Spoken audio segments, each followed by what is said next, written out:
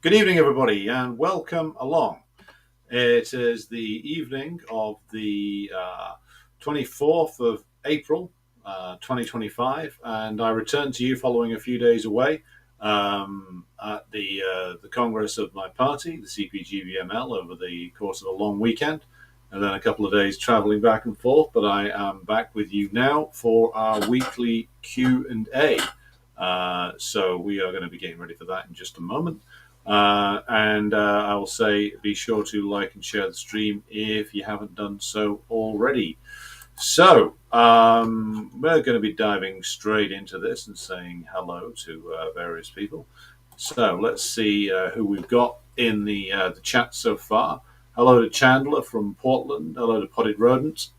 I've got a question straight away from Chandler. I'll get to that in just a moment. But hello to Jerry, Gonzalo, N. Kenchington, Mr. Xavier, Sid, Edward, David King, Svetlana from Moscow, Evgeny Nikolaev, Lucas, Lee, and Mo1917, Irish Partisan, and yes. So, as I said, be sure to like and share the stream if you haven't done so already. We will jump straight into it tonight. As I don't have the greatest amount of time, as it turns out, but I will be back with you again with the regular Decline and Fall show tomorrow evening. So be sure to tell all your friends about that one.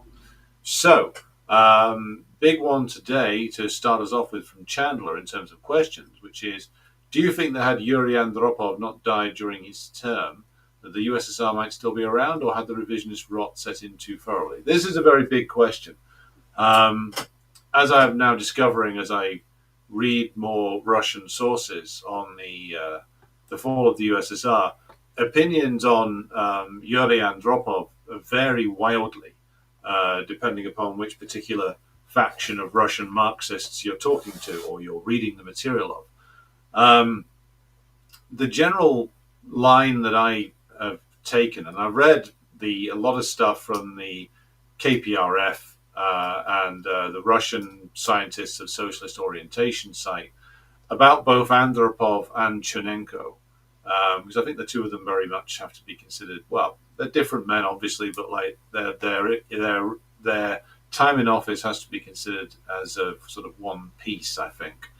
And some of the Russian Marxists seem to suggest that Andropov was actually a long-time pro-capitalist and that he was behind the promotion of Gorbachev, and that ultimately Gorbachev did what Andropov planned to do. I've read other sources which have claimed that Andropov was like a true Bolshevik in the old sense of the term, a real revolutionary, and that he knew and understood the problems in the party, the economy, and the state, and he did have certain plans that he wanted to enact to address that. That wouldn't involve doing what Gorbachev did, which was essentially putting in place a program that essentially was guaranteed to collapse the state. Whether the Gorbachev knew that was what he was doing, or whether he was somebody else's stooge, is almost beside the point.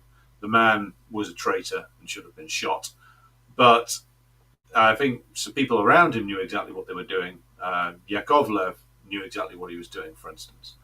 Point about Andropov that I've been able to sort of bring out from all the various different commentaries and analyses of him is that Andropov was certainly not a liquidationist by any means. I mean, the man had served the revolution for his entire life.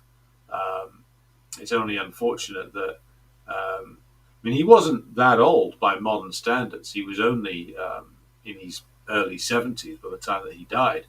I think probably a lifetime serious hardcore smoking and very hard living does things to you that aren't necessarily favourable to living to a grand old age. Perhaps if he'd taken over 5 or 6 years earlier, maybe things would have been different. But the thing that I take from all the various different writings I've read on Andropov is that he was not a liquidationist. Now, He may have held revisionist points of view. Again, it's hard to tell because he was part of a collective leadership in the Brezhnev era. But I think we also have to reconsider the Soviet Party in the Brezhnev era. Now, to answer this question properly, I mean, now Khrushchev was undoubtedly a pro-capitalist, undoubtedly a man who set out to dismantle the planned economy of the Soviet Union and did an awful lot of damage in his attempt to restore bourgeois norms in production and bourgeois elements in society. He was ultimately defeated, though. He was defeated, again, as all these things always occur, via a combination of forces within the party. The revolutionaries were unable to overcome him, so the old comrades of Stalin, Molotov, Kaganovich, and others, were sidelined in the middle 1950s. The general mood of the party hierarchy did turn on Khrushchev, though, and he's of course replaced by Brezhnev. The Brezhnev era is a curious one because you can see a lot of the factions within the Soviet party sort of playing out divisions in various different ways. So you have the pro-capitalist moves of a figure like Kosygin, further undermining the planned economy, further introducing pro-capitalist measures, further strengthening the pro-capitalist tendencies within the party and the state. So there was certainly an advance of certain elements of revisionism within the Soviet Party, and the Soviet Party became less proletarian during that time. You got more members of its most senior bodies who were just officials or the sons and daughters of officials. So it was clear there was a revisionist problem growing. The other problem was that the Soviet leadership, rather than confront contradictions that existed, pretended that they weren't there. Because the old joke that an old liberal professor of mine says that he heard in Russia in the 90s, which is that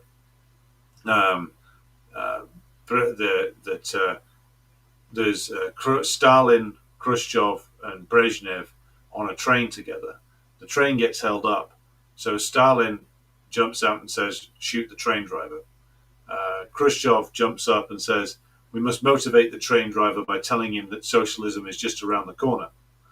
And Brezhnev orders Bulganin and Podgorny to get out of the train and rock the carriage, and goes to sleep and says, "Train is moving." So, I mean, that's a joke, an inaccurate one in many respects, but that is the image of the Brezhnev era. And it's certainly true that the doctrines of the revisionist period that started with Khrushchev, so the doctrine that that class contradictions had been solved, therefore there was no need for the dictatorship of the proletariat anymore, therefore the class struggle was something to be disapproved of. That was certainly incredibly damaging. That started with Khrushchev and it continued with Brezhnev. Even though it must be said that in the Brezhnev period, where there were workers' disputes which broke out, they were resolved in the favour of the workers quite quickly.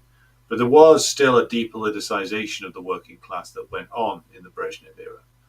So all of that strengthens revisionism. At the same time, there were things about the Brezhnev era which were clear that there was a change from the Khrushchev period. So, for instance, in the Brezhnev era, the demonization of Stalin that Khrushchev had begun slackened off and, in fact, stopped for a while. So you started to get statues of Stalin started to re-emerge in certain places in the Soviet Union. Various other things that Khrushchev had said and about Stalin started to be de-emphasized. There was even talk of the Khrushchev view on Stalin, the Khrushchev lies about Stalin, being unwound in the Brezhnev era. I've seen claims from KPRF sources that this is something that Chernenko, Konstantin Ustinovich Chernenko, that he favored, restoring Stalin to his status as a great leader of the Soviet Union. So this is a sort of countervailing. There are some countervailing tendencies here. You also had, of course, the continued. You had real and meaningful Soviet assistance to Cuba, which of course stopped the attempts by the American imperialists to either invade or subvert the Cuban Revolution. You have the continued good relations with the DPRK. You have the continued assistance provided to the Vietnamese throughout all the way through the Vietnam War. You have the entirely correct decision being made by the Brezhnev era leadership to crush the Dubček and Otasik-led revisionists in Czechoslovakia, a decision that was completely correct and utterly justified. So, and also in the Brezhnev period, you have the what's described later on as like this huge problem, which is the sinking of a lot of resources of the Soviet state budget into the military, especially into nuclear missile systems and other missile systems to counter the US. This was condemned later by like Gorbachev and Gorbachevite critics as being one of the big problems. But in actual fact, what I would argue the opposite. I would say that this was, in actuality, a sound decision of the Brezhnev leadership, because what it forced the US imperialists to do is it actually forced them to negotiate.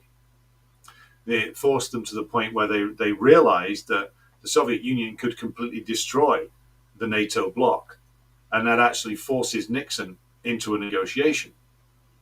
And so Brezhnev, and let's just say the Brezhnev leadership, because it was a collective leadership, the collective leadership that was headed by Brezhnev or personified by Brezhnev made some sound decisions. So it wasn't all one way. However, the doctrines that were used or developed during that time, such as the doctrine of developed socialism, also were, not exactly favorable. I'll scratch that bit. Not favorable in the slightest for like the restoration of the revolutionary tendencies in the party. It was sort of a continuation of the Khrushchev era nonsense about saying that the Soviet Union was in socialism already. The line taken by the modern Chinese party is a lot more realistic and a lot more a lot more measured. So the Brezhnev leadership clearly you could clearly see within it, there's various different tendencies. You have pro-capitalist tendencies in there. You have like revisionist tendencies in there. You have revolutionary tendencies in there, all of which are sort of competing, which are pressing against each other. So, and then you have the Soviet Constitution of 1977, which I still think is a very interesting document to read, and maybe we'll do an episode where we just read through it at some point, which to me seems to point more back in a revolutionary direction in certain respects. So then you get the long physical decline of Brezhnev. I don't believe that he was like dead or anything by the time like the early 80s came around, but he wasn't well. I think it's fair to say his best days were behind him. He probably should have just retired. But I think the reason why he didn't retire, I don't think it was necessarily ego as such. I think it was the fact that the Brezhnev was a sort of middle ground that was very much a sort of a good committee chairman and could get all the different elements of the party to actually, at the very least, pull in a similar direction. And perhaps one of the reasons why he didn't quit, and again, Russian comrades, feel free to correct me on this. This is just my speculation. One of the reasons perhaps why he didn't quit was he might have feared what would come afterwards, that the things would become unbalanced. Because I don't think he was an egomaniac. I think there was an attempt to build a cult of personality around him. But I don't get that he was a particularly egomaniacal figure. I think he was sort of the good committee chairman who could make the Politburo work, and there was a fear of factional clashes with and when he went. So eventually, though, he does die, and you get Andropov coming in. Now, Andropov, again, understood that there were problems. He was the head of the KGB. He knew that there was a lot of problem with pro-capitalist tendencies. He knew that there was problems with corruption.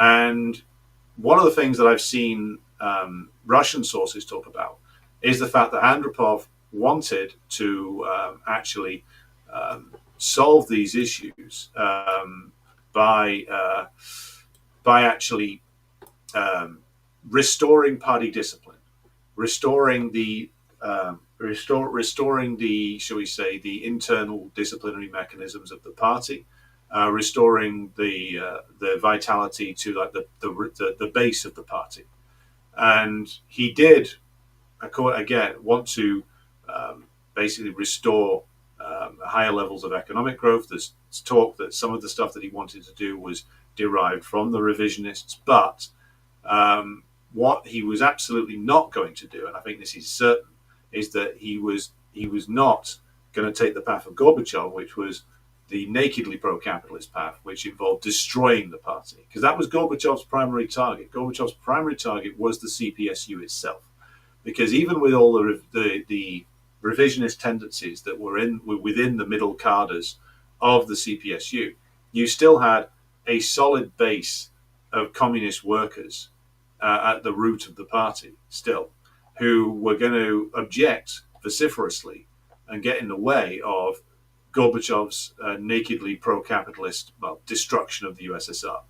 And so that's why Gorbachev targeted the CPSU with all the propaganda put out there by Yakovlev, and in the end sought to remove the CPSU from power entirely. That was Gorbachev's agenda. That was not Andropov's agenda. Andropov's agenda was to strengthen the CPSU by actually by finding and training new, better, stronger cadres, and Andropov wanted to strengthen the party that way and strengthen the state as well before embarking on any economic reforms. Gorbachev followed a line that was designed to destroy completely the authority of the party, open up fissures within it, and essentially then use the destruction of the party to fully restore capitalism. And in that, he was completely and unfortunately successful. So, to answer Chandler's question, I think had Andropov lived, say, let's just say he got 10 years as General Secretary, that he lived until like the early 1990s.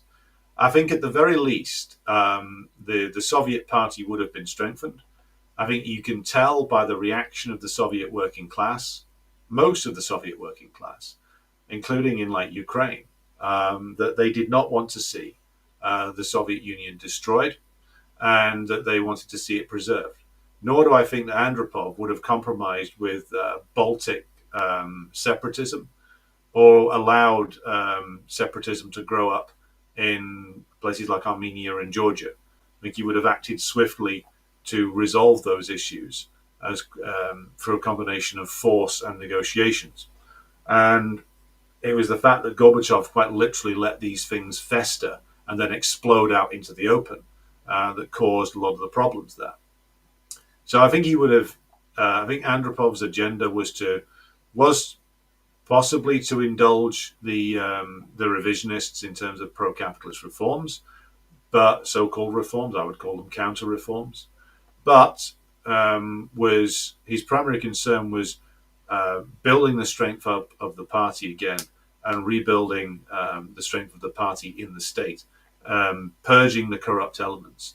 In many ways, I mean, I would say that the Xi Jinping era is actually doing, in the Chinese context, some of the things that the Andropov era and the Chernenko era wanted to do. I mean, Chernenko gets reduced to a joke in the West, but he was another one who was of similar minds to Andropov. He didn't get a lot of time in office, but he wanted to restore the reputation of Stalin, and that isn't just a question of like historical accuracy or aesthetics. It's restoring the revolutionary tradition in the Soviet Party. That's what I think both Chernenko and Andropov wanted to do. And then what happens after that is that Gorbachev gets installed via very dubious means by, I think the prime mover behind Gorbachev's installation was Suslov. And you get all kinds of tricks being pulled to stop other viable candidates standing. And it's clear that there was a huge effort to enthrone Gorbachev. Now, as to exactly who was behind that, though obviously you have the revisionist tendencies within the pro-capitalist tendencies within the Soviet Party itself. But they had people in the hierarchy, but they weren't particularly strong. The problem with Gorbachev wasn't that he had a huge base of support in the ranks of the party or amongst the population. The problem was that once he was in there, his opponents were constantly wrong-footed and didn't know how to get rid of him, didn't know how to stop him. Whereas what they should have done was just arrest him. And Gorbachev and Yakovlev were careful to purge anybody who could have potentially got in the way.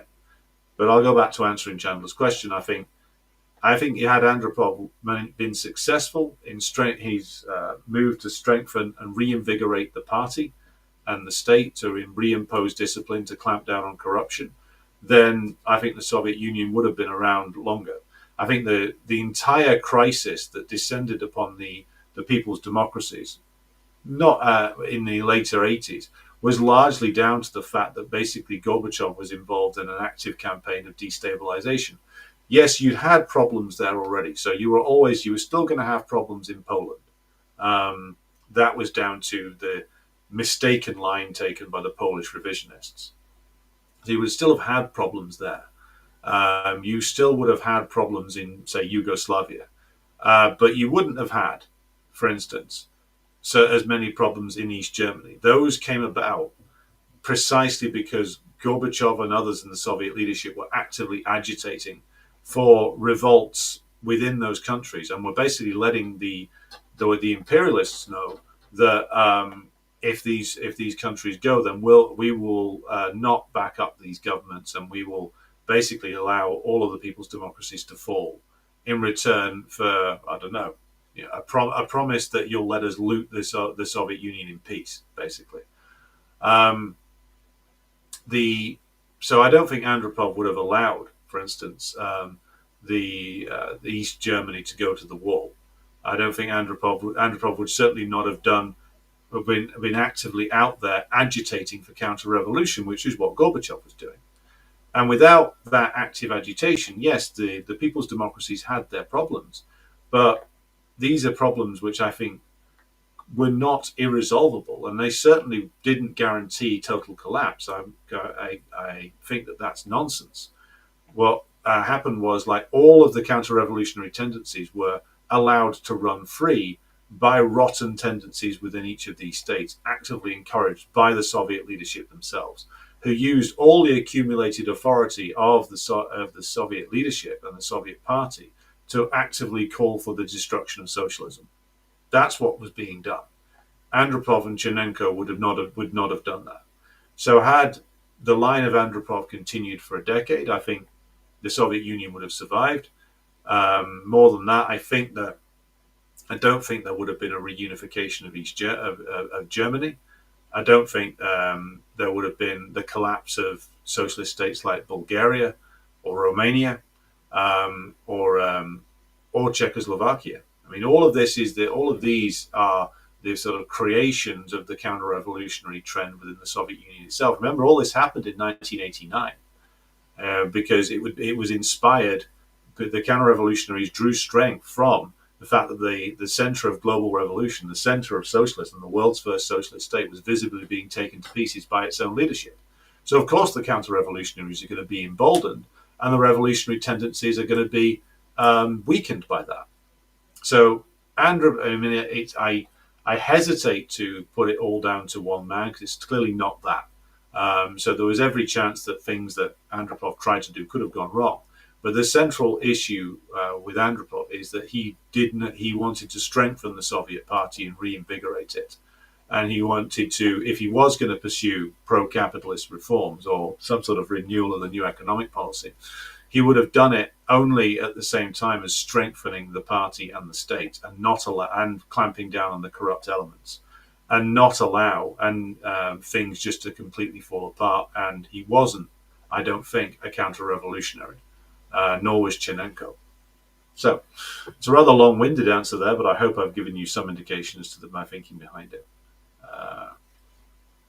So Lucas says, I'm reading Trotskyism or Leninism by Harpal Bra, Rest in Power, indeed, I'm still struck by on what the point that Trotskyites gripe over the USSR and Stalin with bureaucracy sounds stupid. Well, because once you've realised the truth behind it, it is stupid. What you find with the Trotskyites is that, and what you find with Trotsky himself is that he's constantly bitching about bureaucracy, being bureaucratized, being repressed. And then you read Stalin's work on the opposition and check out the series that I've done on that. What you see is that what he's pissing and moaning about is that he kept losing votes. And he kept losing votes by an absolute country mile. And he lost, and the more working class the party was, the heavier Trotsky lost the vote by.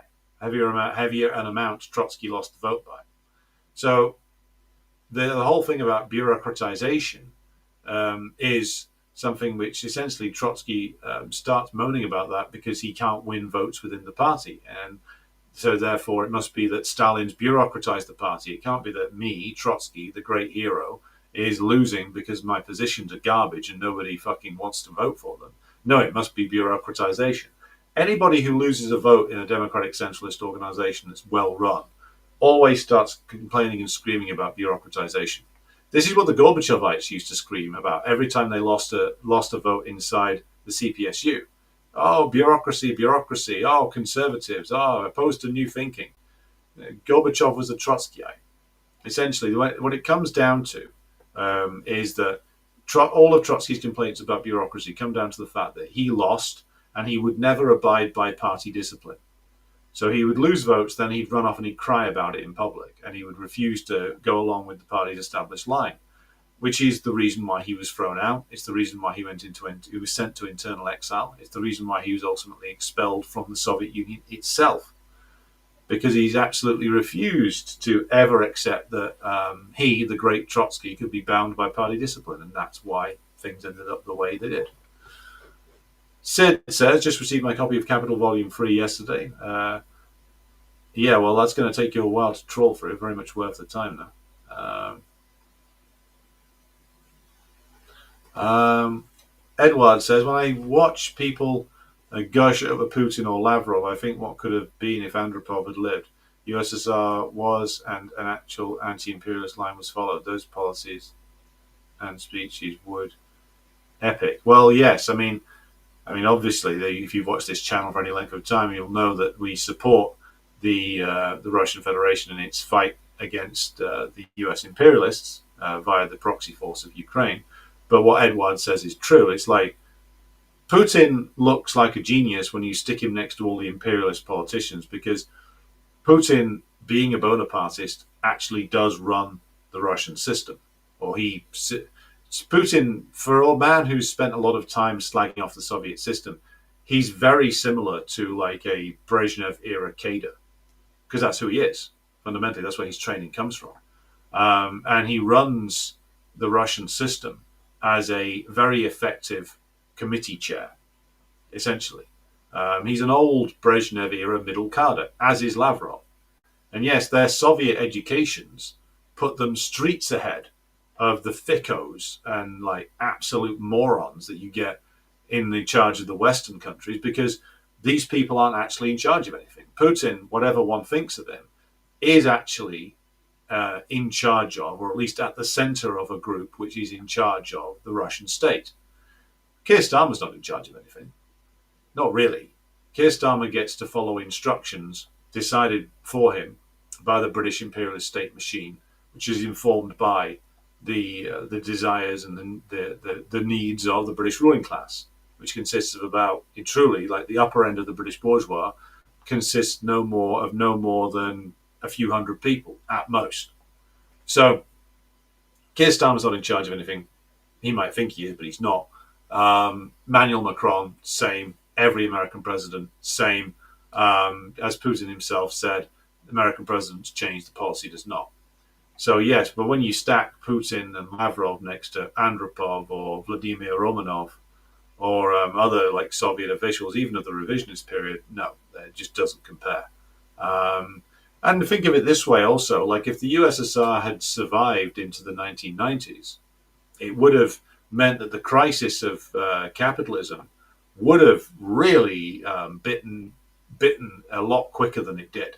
See, the only reason why a crisis-riddled U.S. imperialism and British imperialism were able to limp on into the 2000s was only because, like, the Soviet system fell apart, and so all of the Soviet Union, all the former Soviet countries, plus Eastern Europe, plus all of the African countries that used to be aligned with them, uh, went down at the same time and were able to be asset stripped through the 90s and into the 2000s. I mean, this is a big reason why imperialism staggered on for another 17 years after the fall of the USSR, which isn't actually all that long.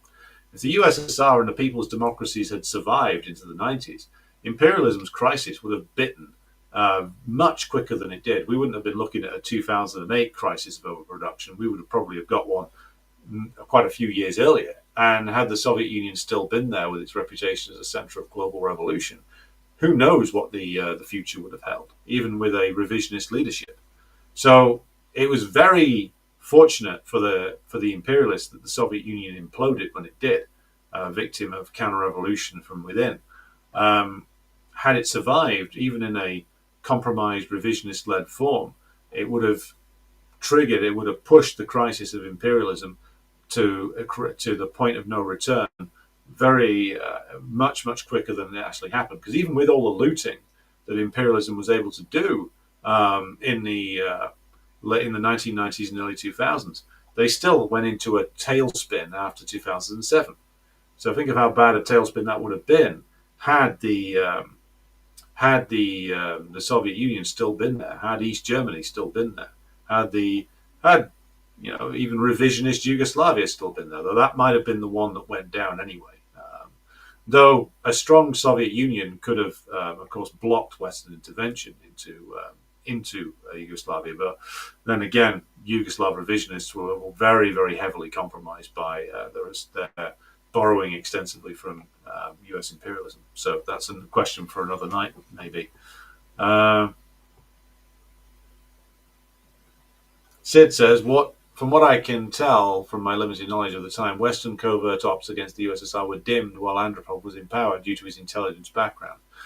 Yes, and I think also Andropov, and in the Brezhnev era as well, I think like the intelligence services and the internal security services of the Soviet Union were very effective, and and also in the late Brezhnev period, you got like more revolutionary element started asserting themselves. You've got more revolutionary literature coming out, like exposing. There's one a comrade gave me at the CPGBML Congress the other day, a pamphlet from the early 1980s, 1980 in fact, so late Brezhnev period, which exposed the role of the intelligence services of the NATO powers in terms of collaborating with fascist organizations. In other words, the Soviets were exposing Operation Gladio in the early 1980s. They were exposing it in multiple languages in front of the whole world. They were doing that which Putin and the Chinese leaders will hint at now. Putin will sort of hint at that the Western partners might be involved with ISIS. Might be. You see him in his own interview with Oliver Stone where he just laughs about that. Whereas the Soviet leadership in the Brezhnev period went out there and actually said these intelligence services are out there collaborating with fascist terrorist groups. You wouldn't get that from the current Russian state. Well, you get a little bit of it now. You get like certain elements of the Russian state saying that, well, maybe the US is carrying out terrorist attacks in our country. You get a bit of it from Putin. You get a bit of it from Lavrov, but you don't get it systematically spelled out, which is what the Soviet leadership did. Yeah, whereas in the later period, again, like what does Gorbachev do? He basically dismantles the intelligence services, or dismantles a lot of them, and encourages and basically hands over power to all the most corrupt elements who just stole everything.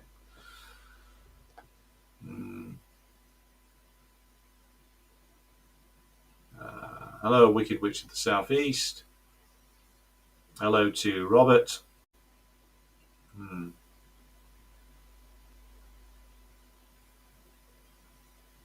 Hello to Victor.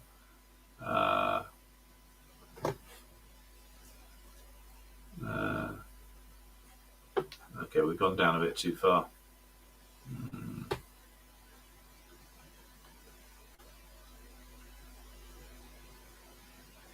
Molotov cocktail is as if China is capitalist, could it one day in the future be imperialist? Well, at the moment, I mean, it's been on the capitalist road, but it's not strictly a capitalist country. If it, thing is though, if it actually went to capitalism, or if it had gone over to capitalism in in the 90s or 2000s, it would have been comprador capitalism. It would have ended up like not as an imperialist country, but it would have ended up like Russia did. Now, could it go capitalist in the future? There's every chance it could. The capitalist class does exist.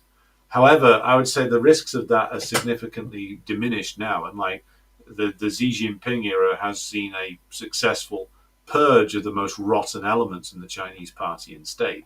Many of them going to prison, or some being executed, which is why the Western imperialists are crying so much about the Xi era. But I would also say that one of the mitigating factors against China becoming an imperialist power is the fact that now it's harder and harder to actually be an imperialist power. It's harder and harder to actually reach the point where you can become one. So, due to the fact that national independence movements have strengthened all over the world, even in the period of counter-revolution of the 1990s, the legacy of the anti-colonial revolution didn't go away. So it's be very hard for China or anybody else to set themselves up as an imperialist power now, much harder than it was the old colonial powers of Europe or the US. But at the moment, of course, China isn't a capitalist country, strictly speaking, and the Communist Party is still in power and is purging corrupt, too nakedly pro-capitalist elements. So I would say it's not something which is a factor at this stage. Sid says, Potted Rodent says, would Gorbachev be considered a liquidationist? Yes, exactly. That's exactly what he is. Sid says, I'm old enough to slightly remember when Gorbachev came to power in the USSR. He almost immediately received favorable press in the United States. This is the time when ABC, CBS, NBC, and CNN were all there was. He was advertised as someone Reagan could work with. Indeed, he did. Well, I think they knew. I think they had an idea about the tendencies that were within the party, and I think their intelligence, their sources, told them that this guy was either an agent or just a dummy who was so rotten and politically clueless that he could be pushed in any direction that the actual agents of the imperialists, which are, of course, people like Yakovlev, wanted to. So I think they knew exactly who they were getting there.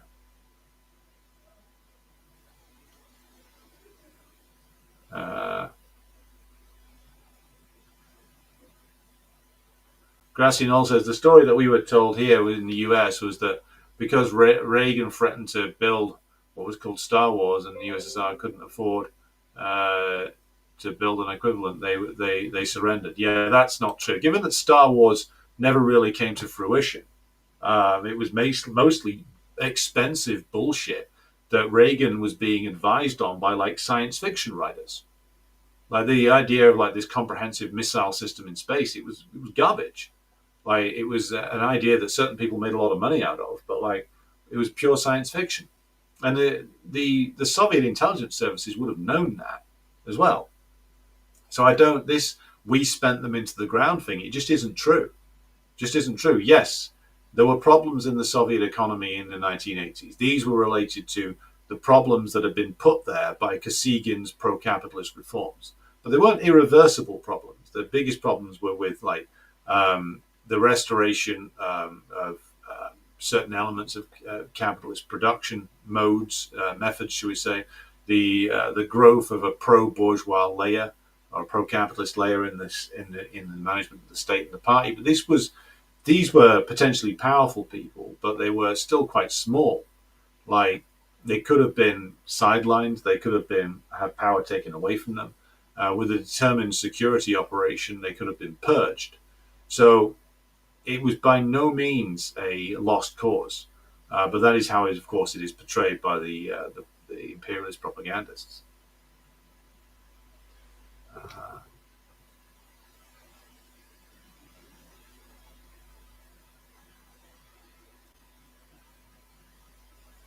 uh, just going through some questions here. Sid says, I think your theory suspicion that Trotsky was probably a Western agent the whole time is well justified and is probably spot on. I think he certainly was. There's no, I mean, egomania and political degeneration can explain quite a lot, but it can explain like the sheer level of disruptive activity that he engaged in over and over and over again. The persistent refusal to admit that he'd ever lost a vote, and then the moving very quickly from, in just a few short years, if you think about it, from 1921 to 1929, it's 8 years. That's a lot happened in those 8 years. But if you were actually a sincere and dedicated revolutionary, you would keep making your point in a disciplined fashion and fighting for your position. Trotsky screamed like a fucking drama queen and then flounced out all over the place, violated democratic centralism all the time, and was provoking things all the time, and eventually called for the overthrow of the party and the state. So whether or not he was on the payroll of MI6 or the French intelligence services or the Abwehr, that's still the actions of an agent, to be blunt about it.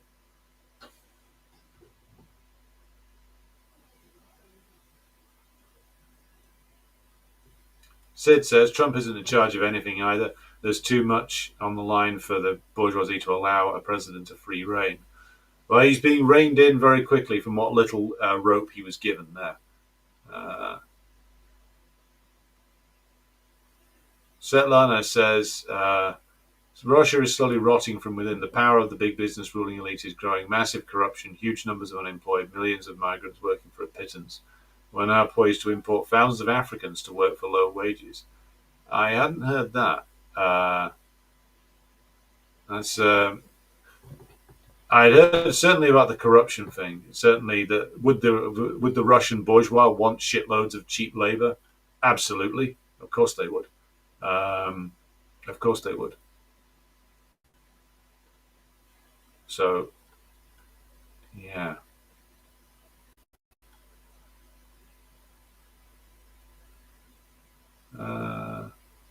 Svetlana adds, any doubt that our ruling class want to join the globalist club should be cast aside. Yeah, I mean, never be in any doubt about the utter rottenness of the Russian capitalist class. They were forced to fight essentially because imperialism is and remains unremittingly hostile. Yeah, I wouldn't trust those people as far as I could throw them, to be completely honest. I agree completely with the perspective of Zyuganov, which is that Russia's path to victory lies only through returning to socialism. Russian capitalism can't build shit. They can't just, cannibalize the industrial legacies of the USSR and lean on the legacies of the USSR's military, industrial, and scientific base. They've barely built a single thing in like 30 years. But when you think of the gigantic manufacturing potential that got destroyed by the Russian bourgeoisie, and then you see idiots in the multipolar media sectors praising the great economic management of Putin, it's like, yeah, he's just restored a tiny fraction of what was lost in the 1990s. I mean, what went on in the 90s is a real horror, and the more you learn about how completely and utterly unnecessary it was and how it wasn't inevitable and how things could have been very different, the angrier you get with all of the revisionists and the wretched traitors who did that to the Soviet Union and to the Soviet people. Irish Partisan says the KGB broke up a big heroin smuggling ring based in Hong Kong in 1975 by tracking the traffickers who were moving heroin from Southeast Asia to Western Europe via Moscow. Yeah. Interesting. That's the real French connection right there. Hello to Mr. Chopin in Kansas. Arcane Eclectic says the CPC does a more or less acceptable job of managing the billionaire class in China.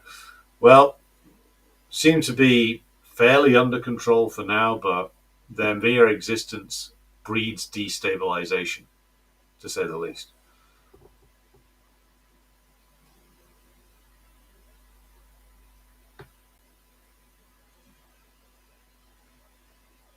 Uh,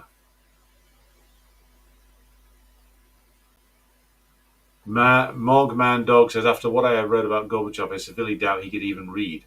Good point. I mean, the man was incredibly vain and incredibly stupid all at the same time, which is a terrible combination. I also read that he had never actually read a complete work by Lenin. Like he had a book of quotations he would refer to. So thick as pig shit, vain, egotistical moron, the perfect stooge for Western intelligence agencies. Uh, Sid says, and the German Abwehr was aware of the fissure that Trotsky had instigated even in the early 30s when the Nazis came to power in Germany. So they were aware of him. Yeah, and Hitler was a very enthusiastic reader of Trotsky's books as well.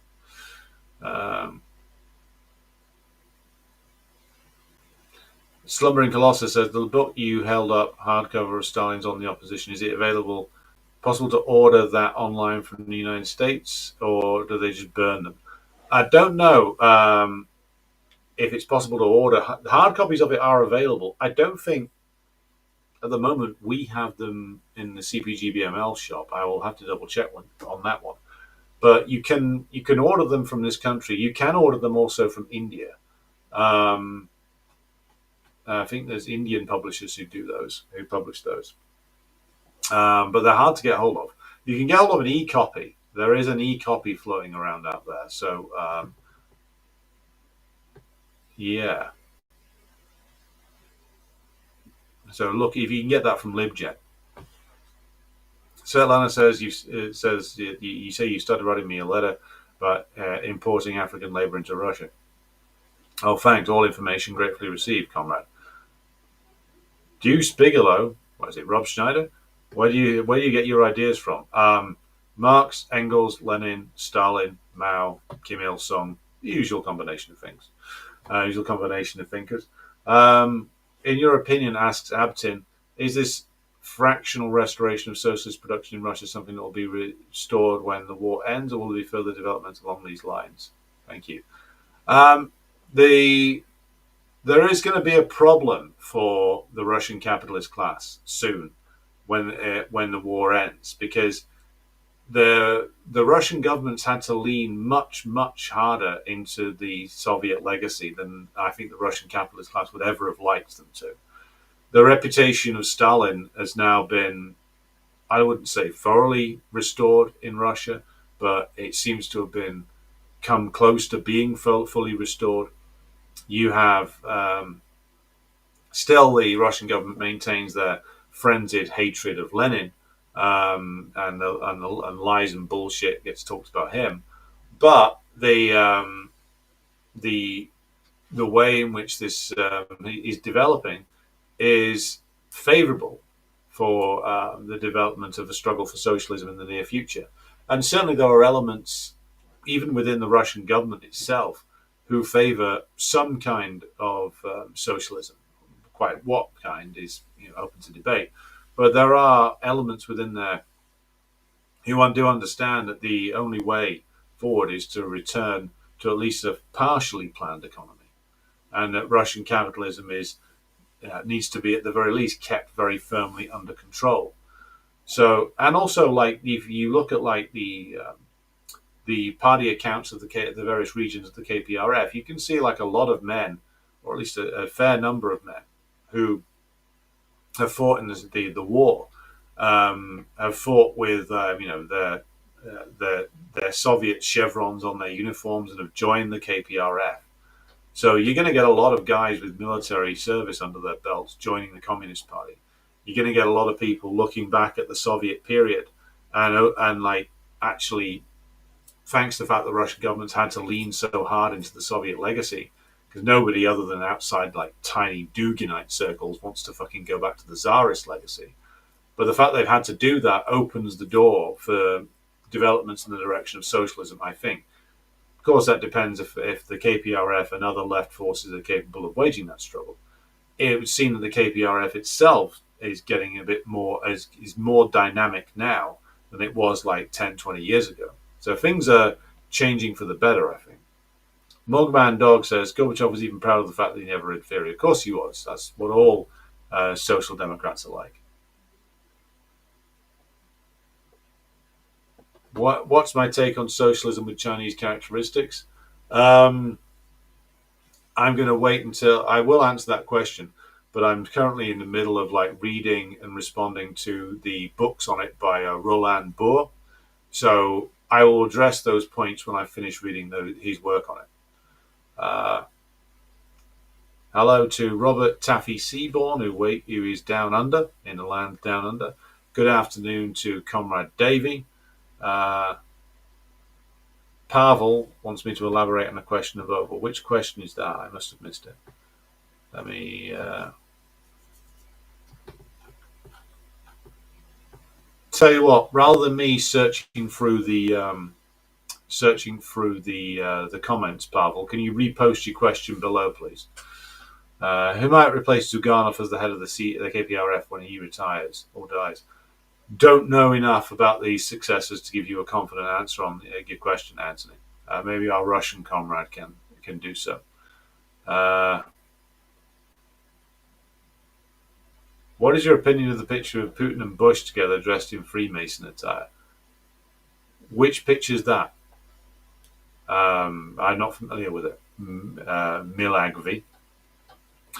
Deuce Bigelow says, under communism, what happens if nobody wants to work? Well, that's nonsense, because the great majority of people will not only be working, but will want to work, because they actually can see that their labour is building a new world in which they will be the masters of their own destiny.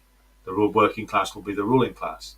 Now, when you put it that way, and when you give work that kind of motivation, then people will actively queue up to work.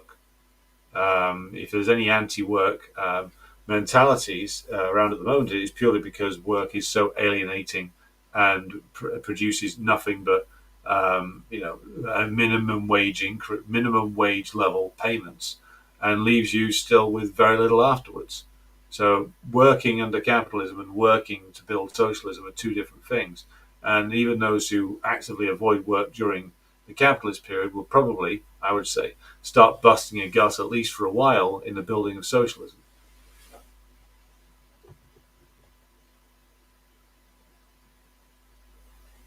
Davey says, never mind Russia, we're working hard at restoring Comrade Stalin's reputation here. He was popular in 1943. Well, I think he remained far more popular than anybody likes to admit into the 50s, certainly amongst working class areas. Abtin says, a follow-up question. This has development specifically strengthened the position of the Russian Communist Party? We will see them eventually win an election? I think it's strengthened their position because it's confirmed that their analysis of things about the Ukraine events 10 years ago was proven correct. They have been proven correct in terms of their call for an early intervention against the Ukrainian fascist regime. Excuse me. And they call for the launching of a special military operation. In all of that, they were far ahead of where the Putin group was. So I think they will advance in the next period. Now, as to whether they're going to win the next election, I don't know enough about the polls in Russia to make an informed comment on that, so I'll have to come back to it.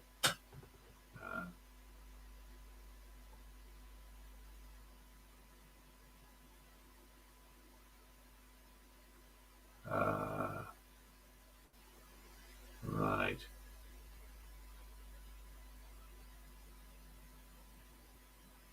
Not as a binman, everyone will want to be a Twitch streamer, says Deuce Bigelow. Well, you're wrong again. Why would everybody want to be a Twitch streamer? Like, what, you won't fucking sit still for 8 hours? Besides, like cleaning and refuse collection work will be much easier under socialism because we'll be able to use the full extent of the technologies that capitalism can't use. So a lot of these jobs will eventually or quite quickly get automated, and people will be redeployed to work in other areas. Um, there'll be a lot of hard work needed in a country like Britain to overcome the legacy of deindustrialization, but people will actively want to do that. You're making the assumption that everybody will want to do the same things that are sort of popular with the younger working class people now, as this will remain the same after the revolution. It will not remain the same. There will be a transformation in consciousness. How work is viewed will change.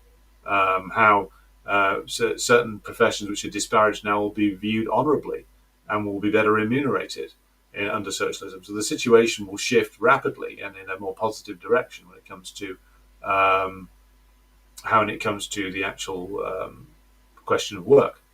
Edward says, you did not mention how the open dissidents and anti-Soviet elements were not sent to the Gulag under Brezhnev. Some Latvian counter-revolutionaries were rotated in the party or just left alone. That's an excellent point, Edward, and thank you for bringing it up. I neglected to say that. So that's another a mark against the Brezhnev era, which is that they weren't arresting and sending people to the Gulag and purging the party anymore. I think that I took it that from my reading of Andropov, he wanted to start doing that because he realized they built themselves a huge problem. But under Brezhnev, you did get ridiculous nonsense like signing up to the Helsinki Accords, pretending to be interested in like fucking human rights, which is a term I never want to hear ever again. It's one of the most horrific inventions of the anti-communists is this fucking human rights agenda. So yes, the Brezhnev period did see a strengthening of these counter-revolutionary elements precisely because they weren't purged from the party. They should have been. The rotation within the party started under Khrushchev as well. So that's another mark against the Brezhnev period.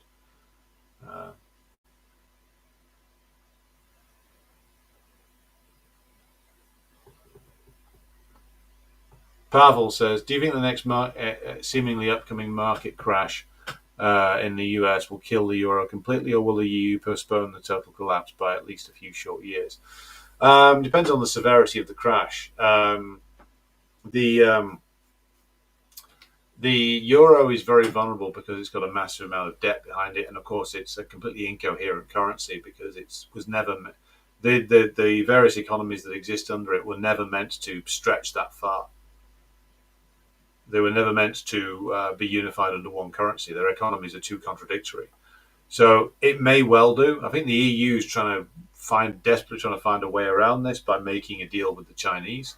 But won't work, won't save them. What will happen is that like certain of the poorest countries will drop out of the euro when the crisis returns. So like maybe Greece, maybe Romania, maybe some of the other countries that are particularly dirt poor. So like maybe Italy or Spain or Portugal. So like the poorer southern European countries will probably drop out of it, or they'll face a choice: either drop out of it or have the working class literally eviscerated by cuts to services, cuts to jobs, and so-called wage restraint. So it'll be on the periphery that things fall apart, but I think they will fall apart. Johan Krober says, The Lord of the Rings, North Korea was so good a movie I would go to watch at cinemas. I haven't seen it yet. I will make a note of it. Sid says, all the surplus that we produce and others produce will be almost fully available to us, and we'll see it pile up and accumulate in short order. Very true. Hello to Luca. What do I think of Jack Rasmus? I've only seen a couple of his talks. Seems to be more on the sort of what you'd call the heterodox than the Marxist side. But I'd need to watch more of his stuff before I could confidently talk about him, Luca.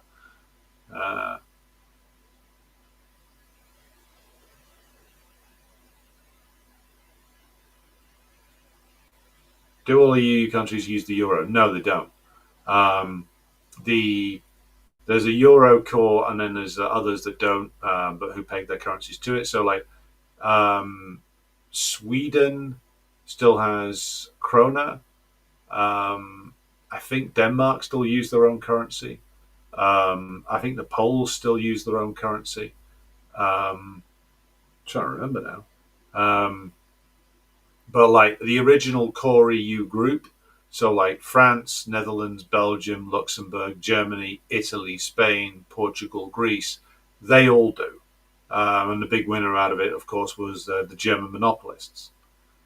Uh, Id Mansour Fauzi, so apologies if I've mangled your name there, says this is a genuine question, not of the highest importance. I've recently seen that some ACP US militants engaging with Duginism, which is anti-Marxist and anti-materialist. Wonder why? I think it's a misguided analysis as to what Dugin is and what he represents. Dugin is a petty Russian reactionary who says negative things about the US. So therefore, people will like suddenly like start talking about the fact that Dugin is based or whatever. It's like the fact is though that Dugin is a reactionary and he is an idealist, and I think that certain people have just like got way carried away with the fact that he says negative things about the West. But people don't examine deep enough. Like, well, exactly what does he say about the West? He criticizes the West from a perspective of reactionary idealism, which is not something that Marxist-Leninists should be indulging in. But again, that's a problem for the ACP to sort out.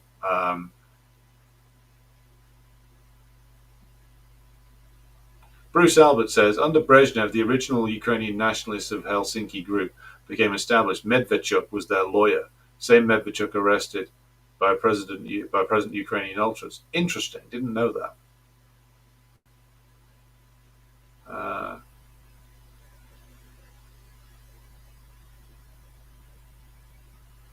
Kion the Grey says, from conversations with family and friends, I got the impression that the conditions here aren't severe enough for people to be concerned with revolutionary change. Is that so? What's to be done? Well, what's to be done is that as communists, we build our party in across Britain, in every corner of it. And maybe the great bulk of the working class isn't ready to consider revolutionary change right now, but certain small numbers of advanced workers will be ready to consider that.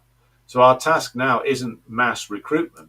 Our task now is to find the advanced workers, to bring them into the party, in this case the CPGBML, and to take them through our political education program and to have them build branches of the party in their community and to start building out from there. So we're not in the period where we just shout out to the streets, comrades, and the workers flood out into the streets and we all storm the House of Commons and the red flag flies over London.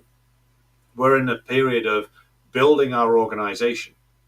And in that, at the moment, we're going to be talking and convincing a minority of the working class. But it is a small but now significant minority of the working class who are prepared to consider the fact that only a revolution can solve the problems facing the working class now. And those are the people we need to find. Those are the people we need to get into our political education program. And those are the people we need to build the party around in the working class areas. And there'll be others, disillusioned bourgeois and petty bourgeois, who are also seeking out a real solution to their problems. And that's what needs to be done at this stage. How Europe Underdeveloped Africa. I've read some of it. Very interesting book. I will hopefully finish it someday. Thanks to Sid for the recommendation. Anthony says the Czech Republic still uses the koruna. I doubt they'll change to the euro. Not now, anyway. Luca asks, what's my view on the arrest of Marine Le Pen in France? Disciplinary mechanism. There's also a bit of a dispute within the French ruling class. Some of them would quite favour a Le Pen presidency, some wouldn't. So this is part of the reason why this is contested. But I think mostly it's theatrics. They're not going to send it to prison. Um, it seems to me more of a more bargaining within the French ruling class as to what's going to go on next. Some of them want Le Pen. Some of them are still very much opposed to that. They don't see the need for fascism just yet. The resistance of the French working class isn't quite strong enough yet.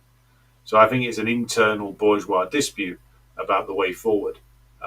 The minority do want a Le Pen full-blown fascist regime, but at the moment they are being outvoted by the majority who don't see that as necessary yet.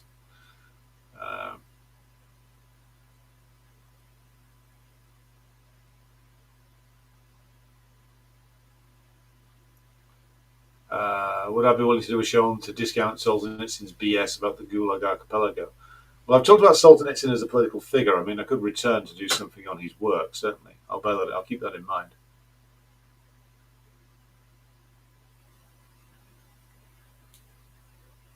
Edward says that under Brezhnev, the black market layer of petty bourgeois types grew up and stole resources in the Latvian Soviet Socialist Republic, resulting in meat shortages.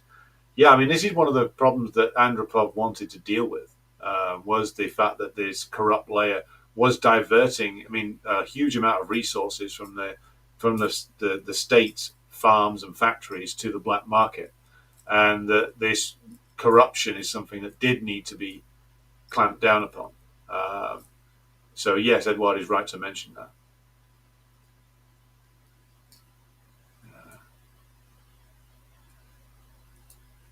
Yes, well, Albert says you discussed the last book by Solzhenitsyn, which is the rabid anti-Semitic one, I believe.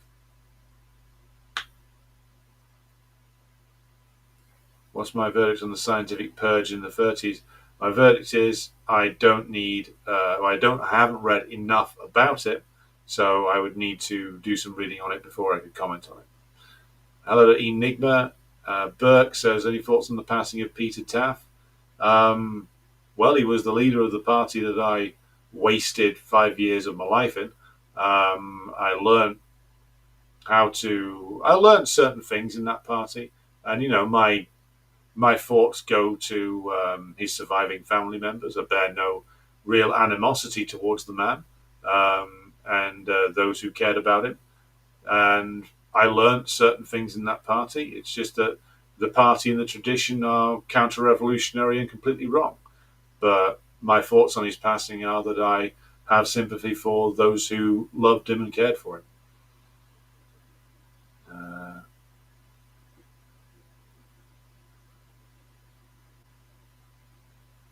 Where is the Anti-Communist Myth series and Marxism and Human Relationships? To come back in the coming week, I need to do some new planning for the program. So yes, okay. So we're back in the saddle now. I'm going to end things for tonight because I've got to go and do various different pieces of work. But I'll be back again with with the Decline and Fall show tomorrow and a stream in the evening as well. So 2 things coming up tomorrow. Thanks to everybody who's tuned in. I'll be back with you again tomorrow. And be sure to like and share the stream if you haven't done so already. Thanks to everybody who supports the show on Patreon and Buy Me a Coffee. Be sure to tune in for the Decline and Fall show tomorrow. And I'll see you again soon.